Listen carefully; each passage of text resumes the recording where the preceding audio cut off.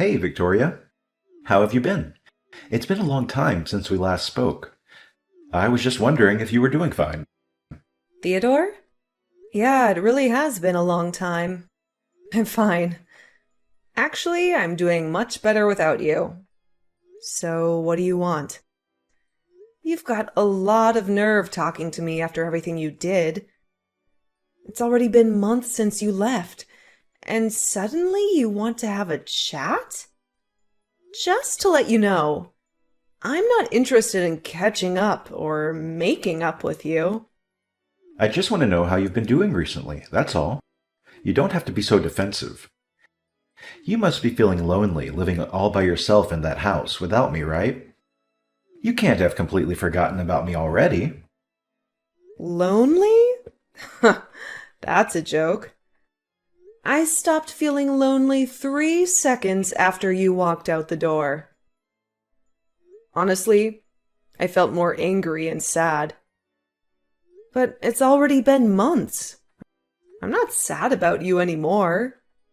I'm disappointed and still angry enough to not want to have anything to do with you. But otherwise, I'm doing really well. I'm grateful to our lawyers that our divorce went so smoothly and that it was all over so quickly. Thanks to that, I didn't have to meet you in court like I expected I would. All right, I'm kind of shocked. It was not as I expected. I thought that you would still feel something for me. I mean, it's only been 6 months, you know? You can't have gotten over me that quickly, can you? I kind of feel like we've really grown apart. I feel like there's a massive distance between us now. We used to be husband and wife, and we were in love. And we lived together and ate dinner together. But look at us now. We're so far apart. What's your point? Theodore, I told you that I'm not interested in talking to you. That includes getting nostalgic about how things used to be. What do you expect? I don't know where you're living right now, but of course, we're very far apart, physically and emotionally. We are divorced, and we're never going to see each other ever again. We are complete strangers now. You're no different to any stranger I pass on the street.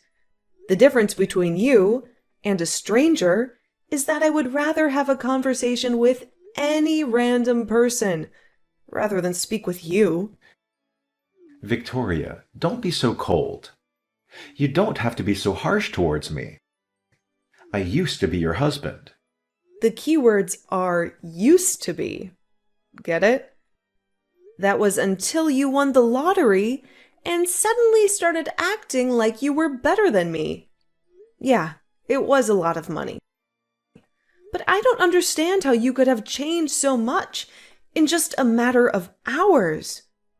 You threw me away on the day you won the lottery, and you're telling me that I'm being cold? I don't have anything to say, and I have no intention of being kind to an idiot like you. Trust me, I feel really bad for what I did. I know I've been an idiot. That's why I messaged you today. I did something terrible, but I wish you could just talk to me. I'm really sorry I hurt your feelings. I thought about what I did since then, and I've reflected on my actions. I regret ever doing something so stupid and impulsive. I should have been more rational when we were talking about the winnings, and shouldn't have reacted like that. No, I should have listened to what you said more carefully.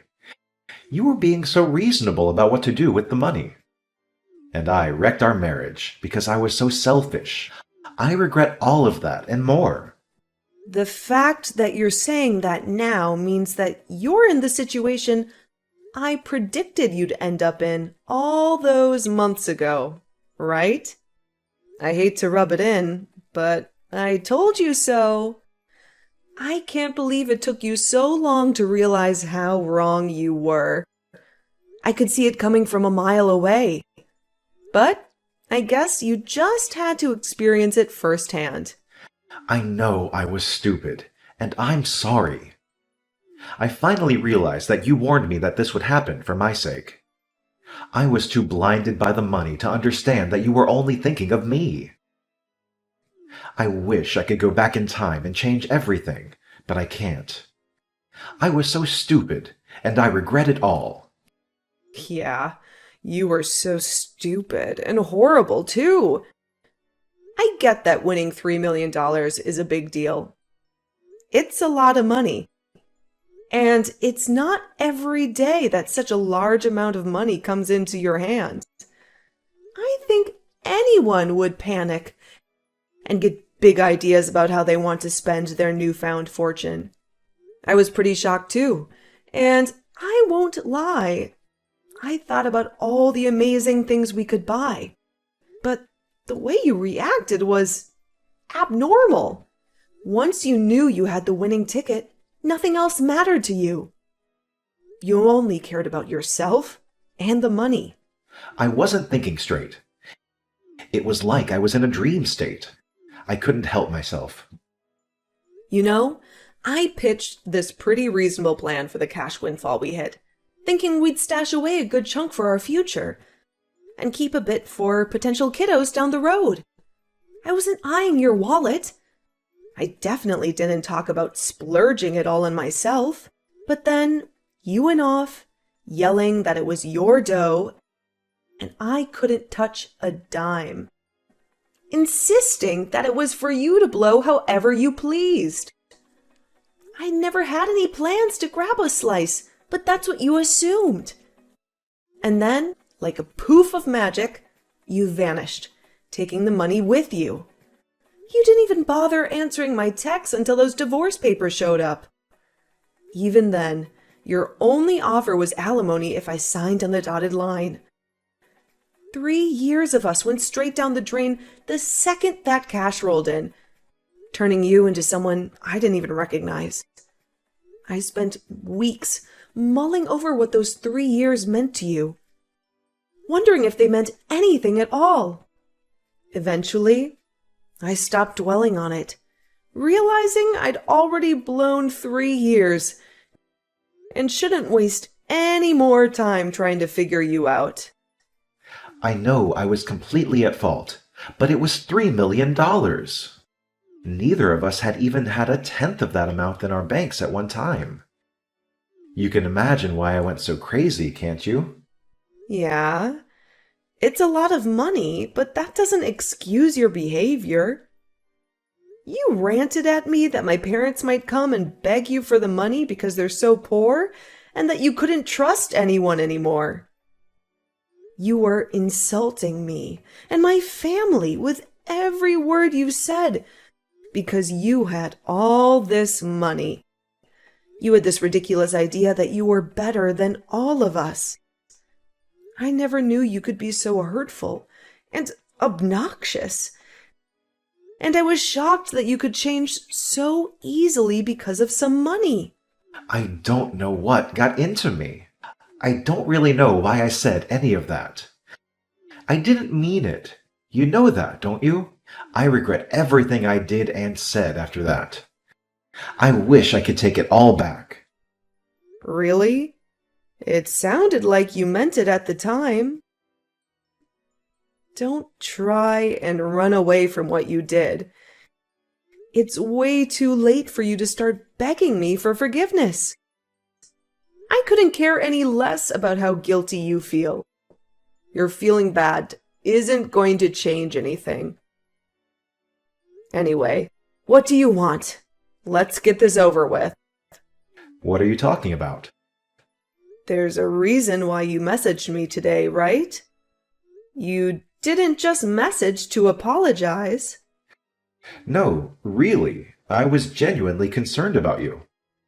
I wanted to prove that I'd changed and felt remorse for my past actions. Plus, I admit I was a bit curious about what you did with the money I handed over during our divorce. Just wanted to know how you spent it, you know? Money? That's what piqued your interest? You're referring to the lump sum you coughed up instead of opting for regular alimony payments, right? because you were keen on avoiding lifelong alimony, as I recall. Yeah, I handed you $200,000, didn't I? Sure did. What's it to you? What'd you do with it? It's my money, Theodore. What I did with it is my business. You didn't slap any conditions on it when the court settled the amount. Well, it was my money originally.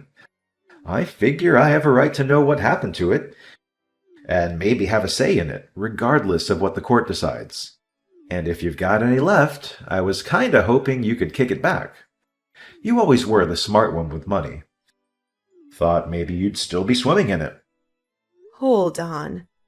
You can't seriously be asking for it back? No way.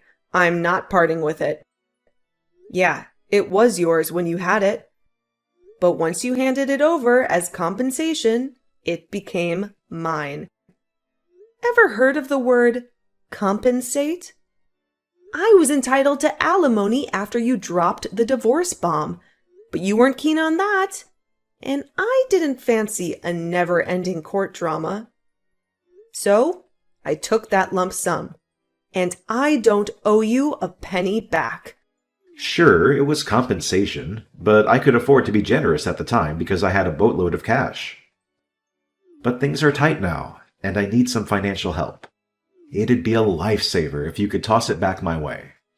Technically, it's my money, so I shouldn't even have to ask. Trouble? I moved on and got hitched after our divorce. Oh, the rumors were true? Congrats.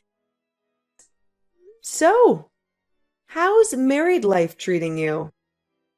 She hightailed it with all my money. I should have never married her. What? All of it? Can you believe it? $3 million. And I thought I'd hit the jackpot, set for life, you know? I imagined living the high life, Hollywood style. So, I said goodbye to the 9 to 5, had this swanky house built for me and the new missus, loaded it up with all kinds of designer swag, and even threw in a pool for good measure. We were all geared up for the ultimate dream of life together. Then, out of nowhere, she drops the bomb. Divorce. When the dust settles, I wake up to find all my hard-earned cash gone, transferred to her account. Divorced, and my bank balance is looking like a ghost town. She disappeared, claiming I'd been cheating on her, a total lie. During the divorce, I get hit with $1 million in false affair compensation, and she swoops in to clean out the rest of my account without me even catching wind of it. I've got no clue where she is now, but last I heard, she's kicking back in a penthouse abroad. Talk about a roller coaster ride from heaven to hell. You said you never cheated on her, but she managed to win the court case. That must have meant that she had enough evidence to argue for compensation. You can try and act the victim all you like, but in the end, it was your own fault. Your own irresponsible actions brought all this upon you. Yeah, fine. She got pictures of me with another woman. But how is it fair that she gets $1 million in the divorce? It's my money. So you did cheat on her after all. You're a pathetic excuse for a husband. Yeah, all right. Say all you like. Anyway, that's not my point. I've explained why I need the money. Can you give me back the money I gave you? I need it right now. My ex-wife got the house in the divorce too, so I don't have anywhere to live. She's not even using it. She's abroad. The woman bought it out for sale, and I was kicked out of my own house so that she could sell it and take more money from me. Victoria, you still living in the same place we lived in when we were married, right? Can we live together again? Excuse me? Are you asking if you can move in with me? Let's just forget about everything that happened in the past and live together. I want us to start over. I'll be a better husband this time. Even if we don't have the $3 million, I know that we can be happy together. I still love you. We can work through this together. I swear I'll make you happy this time. No way. You must be out of your mind. It's disgusting how you think you can slither your way back into my life again. We are over, and we are never getting back together. Ever. The divorce was finalized, and I'm free of you. I don't have anything else to say to you. Plus, I've already moved out of that house and sold it. I'm living somewhere else. Why do you move down? Where are you living now? Are you still close by? I'm not giving you the details of where, but I'll tell you a bit about it.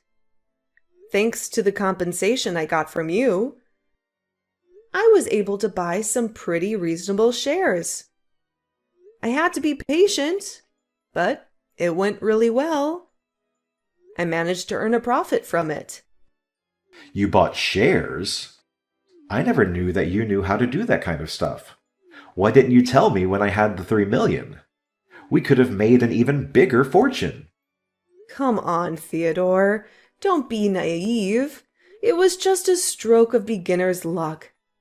And no, I didn't dump the entire $200,000 you handed me into buying shares.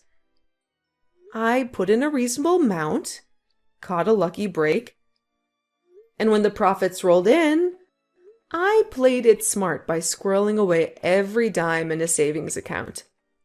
Now, I'm working a 9-to-5 gig, using the money I've saved to indulge a bit. I opt for organic stuff, treat myself to things I love, and still have a nice safety net for any rainy days. Sure, it might not boast designer furniture like your place, but it's home. I quickly learned that impulse buying with a mountain of money is a recipe for disaster. So, I'm being selective about what I spend on. Only the necessities and things I truly want. Work's going great too, so everything's sailing smoothly. I wasn't kidding when I said I'm better off without you.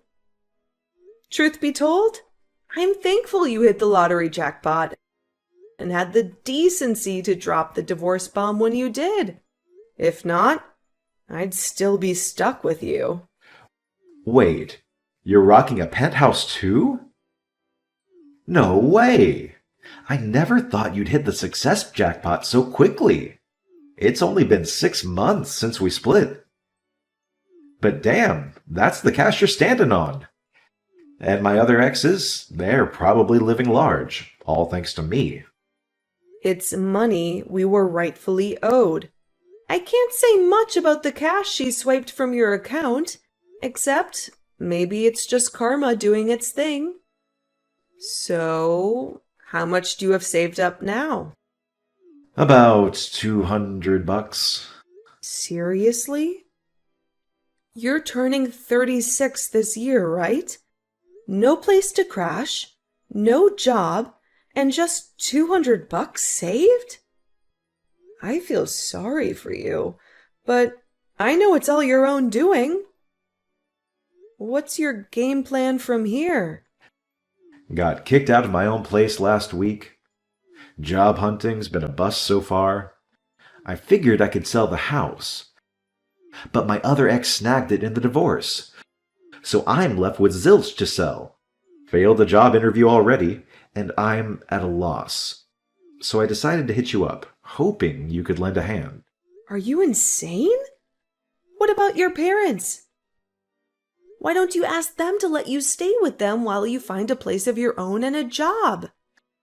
Some idiots in my parents' neighborhood found out that I won $3 million and started harassing them. Most of it was really childish, throwing toilet paper around.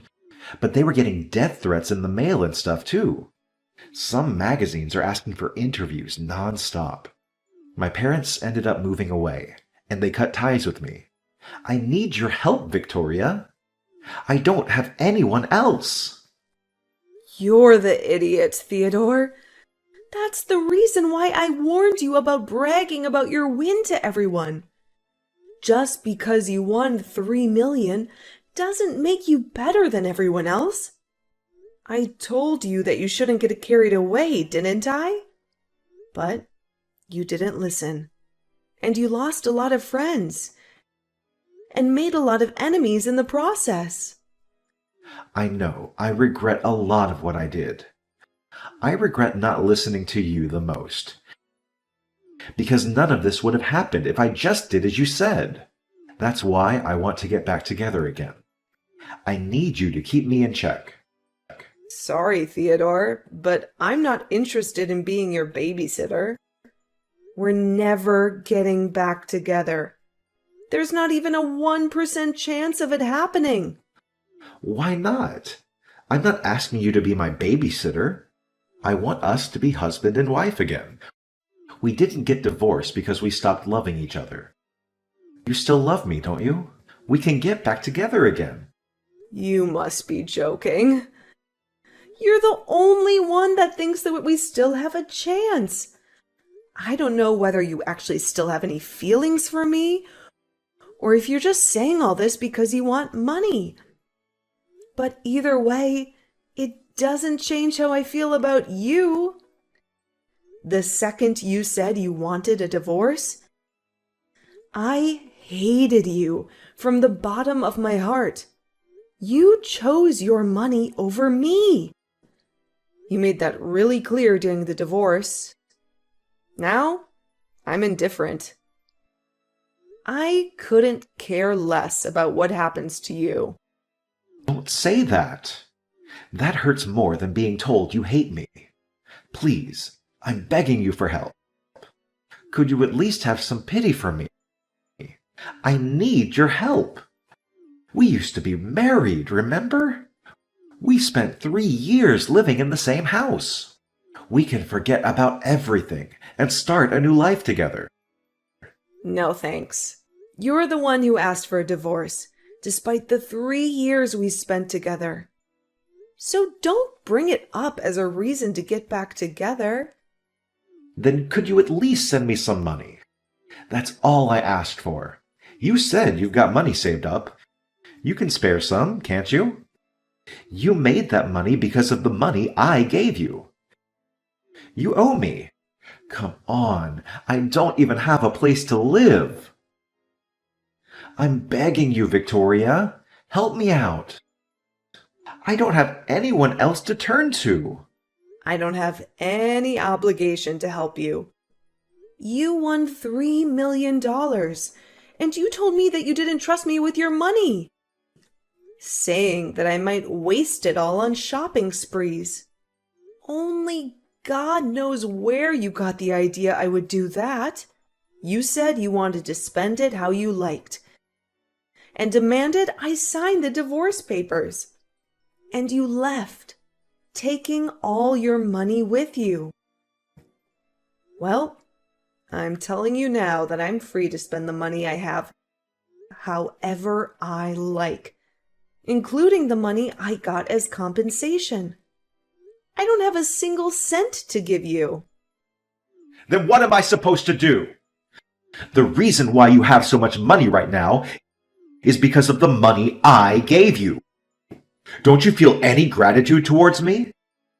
You could at least give something back as thanks.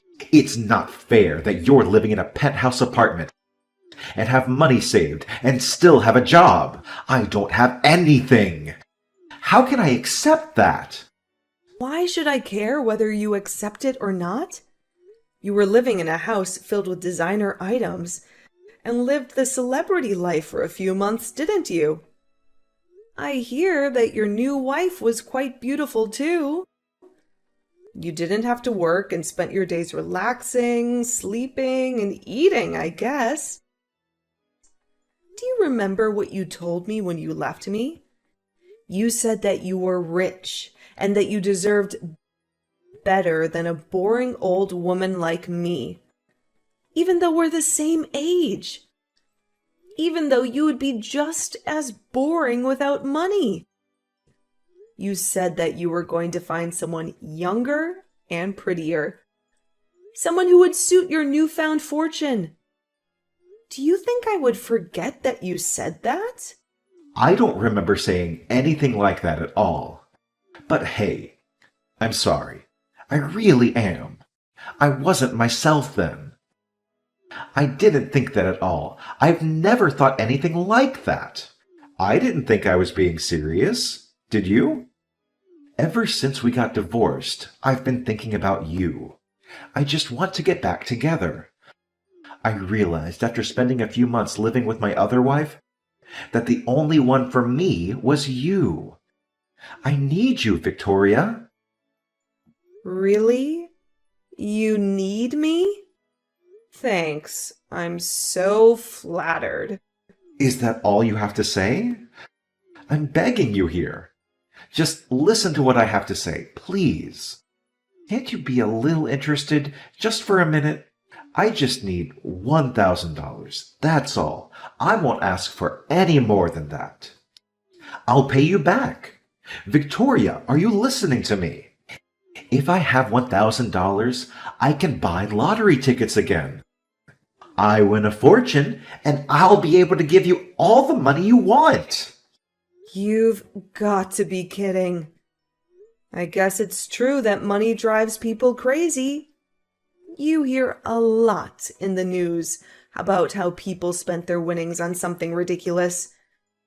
But I think you've outdone all of them. I've never heard of anyone who had to beg their ex for money to bet their chances on a second win. If you think that's the way out of your problems, then there's no helping you. What do you mean there's no helping me? You can help me. I just need money. We can fix everything if we get back together and help each other through this. I want to start over with you. I love you. Don't you love me back? Don't you feel sorry for me? You don't love me. You just love that I have something you don't. My money. And I don't need anything to be fixed. My life is great as it is now. It's not perfect yet, but you're not the one that will make it perfect. You need to learn how to fix your behavior and fix your problems yourself. Don't bother me anymore. I do love you. I only have you. Give me back my money. It's not yours. I made this money because of the decisions I made. You lost yours because of the decisions you didn't think through. Don't ever message or call me ever again, you asshole. Let me give you the same parting gift you gave me. I deserve better than a boring old man like you. I'm going to find someone who loves me and live happily ever after without you. I'll be blocking your number, so don't try and contact me. Goodbye. No, wait. I'm sorry. Please help me, Victoria. Don't leave me. After that, Victoria blocked Theodore's number and blocked him and all of the social networking that they were connected on. Victoria was able to forget about Theodore pretty easily and was enjoying her peaceful life without him. She was living her ideal life, focusing on her career and coming home to the apartment she had taken care of to furnish with things she loved. Theodore, however, had used up what remained of his savings and still couldn't pass an interview because of his obvious lack of work ethic. He didn't change his attitude and blamed the interviewers for not passing him. As a result, he started borrowing money from loan sharks, and with that money, he began gambling at his nearest casino. Of course, it wasn't that easy to make a fortune, and the gambling only made his debt bigger and bigger. He was digging his own grave, But he still didn't change his attitude. After realizing how big his debt had gotten, he became desperate. But instead of trying for another job interview, he tried to steal money from a convenience store and was caught by the police. Victoria found out about Theodore's arrest on the morning news, but was too indifferent to care. She only remarked that money really does drive people crazy, and went on about her day, as she usually would. Theodore was just another stranger to her now.